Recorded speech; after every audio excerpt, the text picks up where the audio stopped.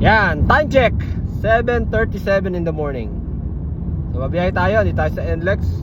Kakalabas ko lang ng Shell, yung huling-huling Shell, huling-huling gas station bago magpaso de Blas. So babiyahe tayo today. Kailangan kumita tayo ng maganda. Dahil last week medyo maganda yung kita natin, no?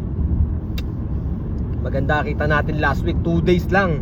Weekly bumabiyahe po tayo ng 2 days. Wednesday, Thursday ako bumabiyahe. So nandito ako sa Manila ng Wednesday, Thursday.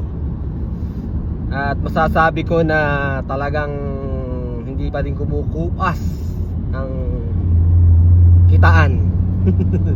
tahimik ang TNBS community pag mga ganitong season, dahil maganda biyahe pagka ganitong season. Pero abangan nyo po na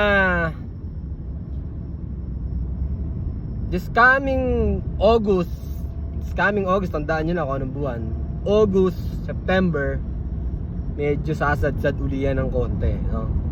Tapos bigla uling babangon yan hanggang December. Maganda, handa tayo, no? Huwag nyong masyadong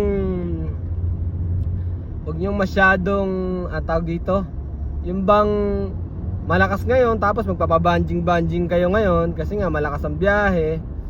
Tapos pagka naman matumal, iyakan na naman tayo, pusa naman natin si Grab, ganyan, no?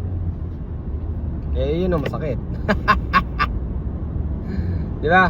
So ngayon, sulitin natin yung ganitong season na maganda biyahe. Para pagka yung tumal season, kasi lahat naman guys ng negosyo, lahat naman ng pinagkakakitaan, unless sa kumpanya talaga na meron kang trabaho na regular na sweldo, eh talagang dumadating yung time na may matumal talaga. Kahit naman SM tumutumal, no? Kahit naman anong klaseng negosyo.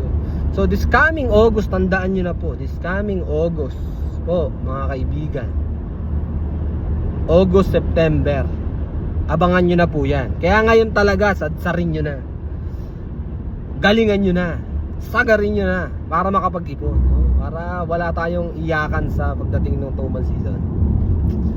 So kita-kita lang po tayo dito sa kalsada. Ito, papasok na ako ng Balintawak. God bless everyone.